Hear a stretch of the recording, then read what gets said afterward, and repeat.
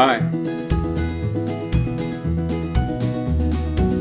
Will your old DSLR give you the kind of shots you want?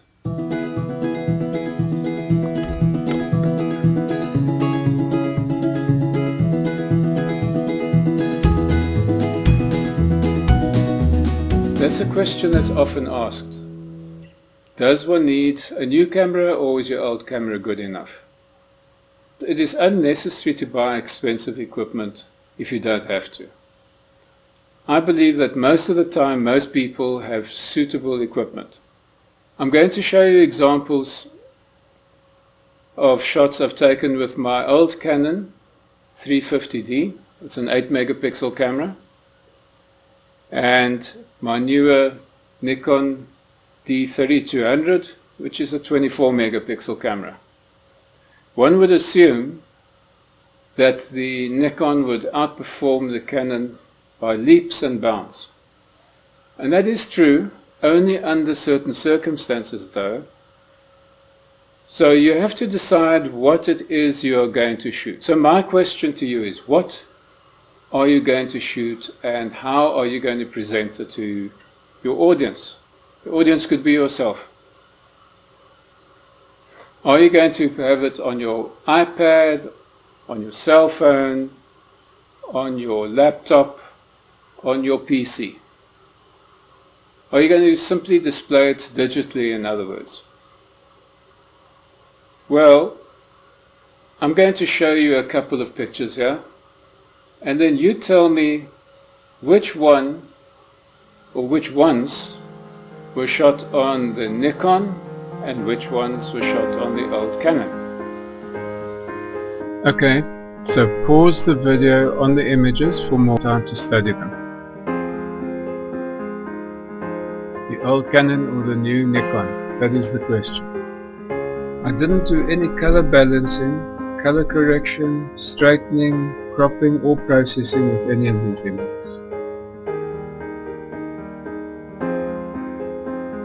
Now, side by side, the evidence is revealed. Not much of a difference, eh? I only did lens corrections and chromatic aberration corrections on the photographs, and I also applied a tiny amount of sharpening which would be suitable for matte prints. So as you can see, both cameras give great digital quality images for digital display. When it comes to printing, that's when the sensor will affect the quality of your image. The Canon, I've done A3 size prints of good quality. I'm very satisfactory and very happy with them. I haven't tried larger prints with that, but one day I will. The Nikon will definitely produce very large prints, definitely up to A0 size prints would be satisfactory. If one wants to do large prints, I would recommend a camera with a larger sensor and higher megapixel rate. And if you are only going to do small prints, let's say A4 prints for pictures that you're going to put on your wall or on your bedside cupboard or on your desk, definitely the Canon would be satisfactory. So if you do have an old DSLR stashed away in your wardrobe, I think it's time to take it out, dust it off and start using it again. No need to go buy an expensive camera unless you have some high-end requirement for it. If you don't have a DSLR camera and you'd like to get into more serious shooting rather than just a point-and-shoot camera, I wouldn't say get stuck into an expensive camera. Don't go and spend $1,000, in other words 12 or 14,000 Rand on a camera.